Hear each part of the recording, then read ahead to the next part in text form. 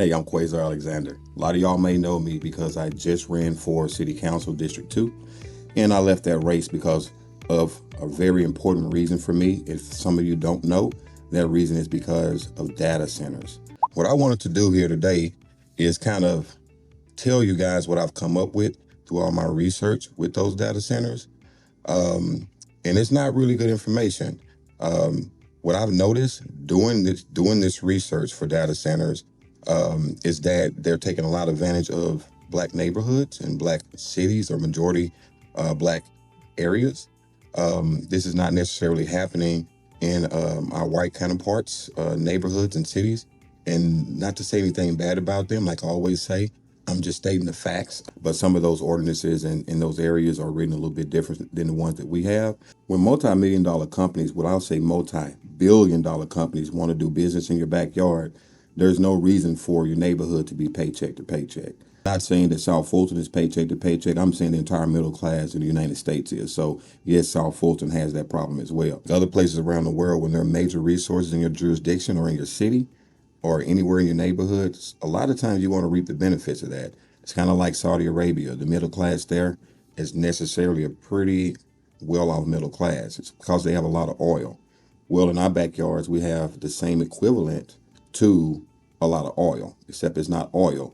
It's digital oil, it's virtual oil, and it's physical data centers. This whole time, we all been a little bit afraid to talk about data centers. And I know those people who are running for city council and mayor, some of the commissions and things like that, the new Senate 35 seat, don't want to touch the subject in so many ways. They want to talk about the easy part of data centers and those easy conversations to have about data centers.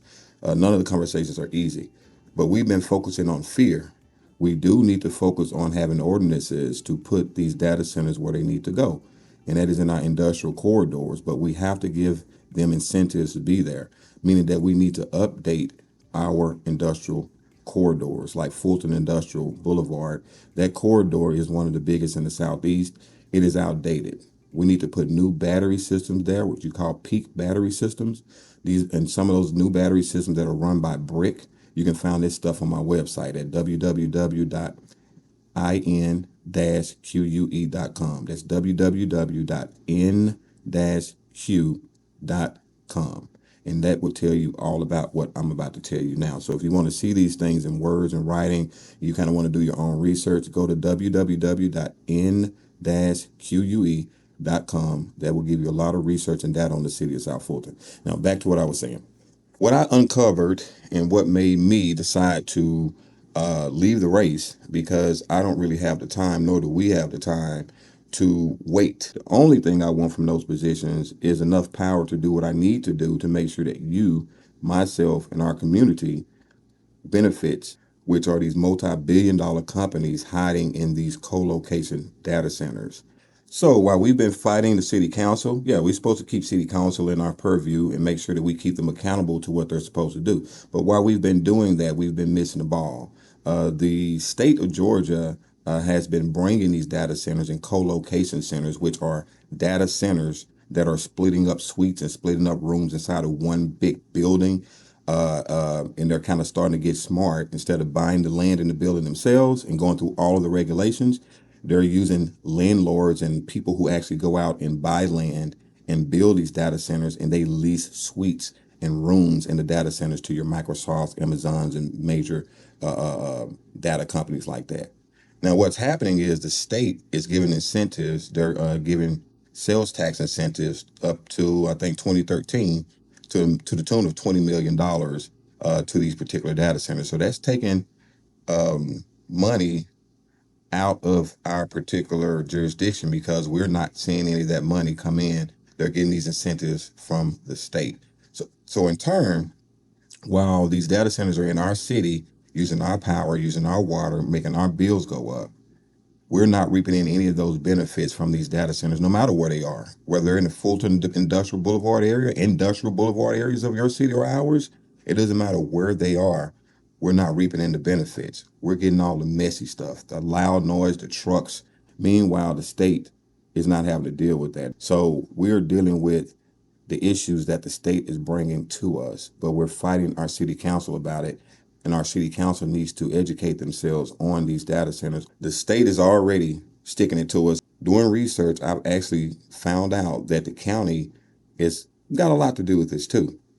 So there are these development authorities, the county, may own land in the city of South Fulton or maybe even in your city.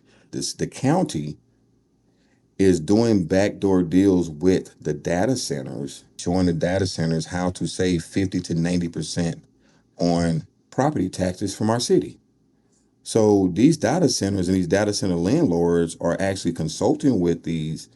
Our county of Fulton County has a development authority that are talking to these data center owners and data centers and showing them how to save money on property taxes, which mean that comes out of our city's bank account.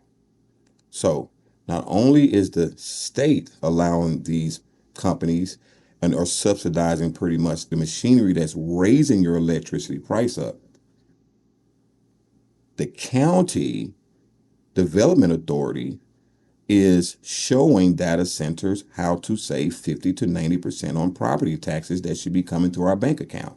We pay taxes to the county for so many other different reasons because we're a city, but doesn't that seem like a double tax? The money that they save these data centers is the same money that they keep in order to keep the development agency going, the development authority going for Fulton County. It is the state and the county that we have an issue with because we have these multi-billion-dollar companies in our neighborhoods and we're not making a dime from them. These major multi-billion-dollar physical presences that we have in our data centers that are right here in South Fulton. They're getting a lot smarter.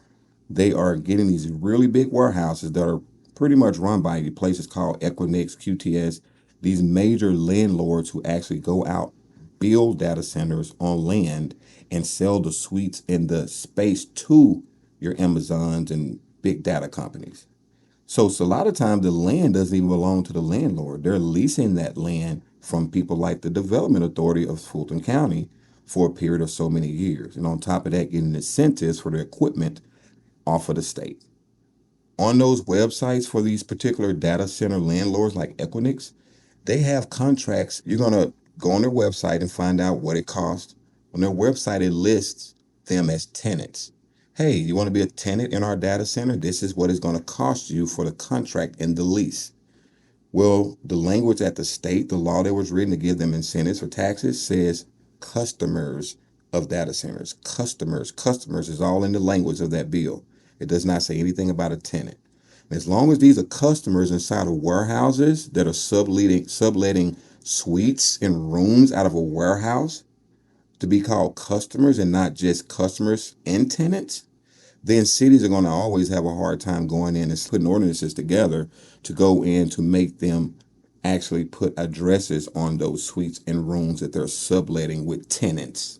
As cities, we have to understand how to capture that income. It's a safety thing. You have these big data centers that are almost twice the size of Walmart's. And if someone gets sick inside of there, let's say one of the rooms or suites catch on fire, how do our first responders get to that particular part in a building that's almost as big as 3 street blocks? Our fire department and safety responders need to know suite numbers and they need addresses to every one of those suites inside the location, the co-location facilities. And if we get those addresses on those facilities, then we can go in and charge occupancy, have them get permits, and this is where we bring in our particular money at. But at the same time, our fire department is not ready or nor is it equipped to fight certain types of electric fires with batteries and stuff in data centers. We also need to make sure that our fire department is trained for these data centers because we have more of them in our region than a lot of other regions do in the state. So we have to make these new laws and these new ways of dealing with data centers. We can't expect Sandy Springs or Alpharetta or other cities who are not having this problem to do that for us. The state are bringing them here. The county is making money on both sides, from the city and from the data centers, by giving them discounts from 50 to 90% off of our property taxes. We need to focus on that. But we also need to focus on making sure that these data centers don't go next to our schools and our homes and restaurants. What we don't know is what I just told you. So if you guys want to help out, go to www.n-que.com. I'm building that website up for these particular reasons to capture all of this research and data from our city so that we can make these kind of decisions and know that these things are happening. If you go on that web page, look at the very top, you'll see a button that says data centers. Click on that data center button, educate yourself about what's on that page. You will be shocked on what's happening. We don't have the time to wait. We have to capture revenue. We have to put these data centers in their place, and we have to prepare the city to accept these data centers so we're not being sued. But they have to go in the places that we make for them to go. We shouldn't be worrying about getting sick from data centers because they need to go where they're supposed to go. But what we should be worried about is how do we capture revenue from these multi-billion-dollar change makers? They're changing the world. What do we do as a city who has the engine of these data centers coming right out of our backyard? Put it in a civilian wealth fund to where we can help with down payments. We can make sure people don't lose their homes. We can make sure people, maybe have credit clinics to fix their credit. Make sure that we are capturing this time. It won't last forever in this revenue. Thank you.